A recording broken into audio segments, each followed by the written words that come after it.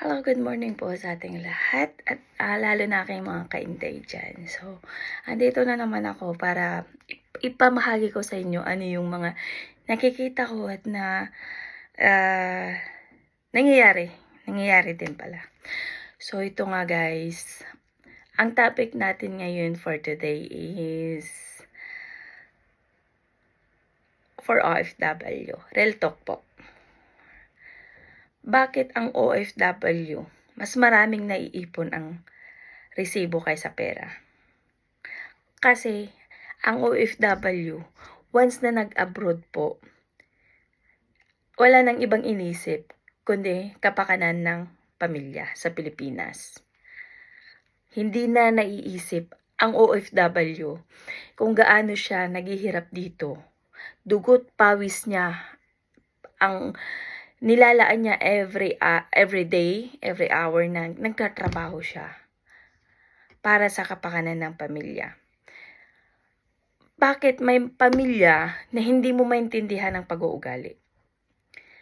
Meron yung pamilya mo na kapatid, kamag-anak na hindi mo mapagbigyan ng isang beses, dalawang beses, ibabash ka niya, ipopost ng kung ano-ano.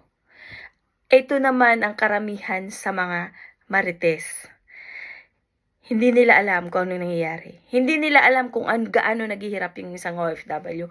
Gaano yung sakripisyo niya bilang isang pamilya sa abroad. Nakikigatungan na rin.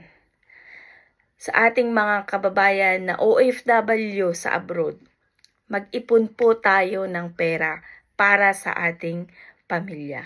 Para sa future ng magiging pamilya mo kung ikaw ay dalaga pa. Huwag natin ilaan lahat ang pera na ipadala sa pamilya.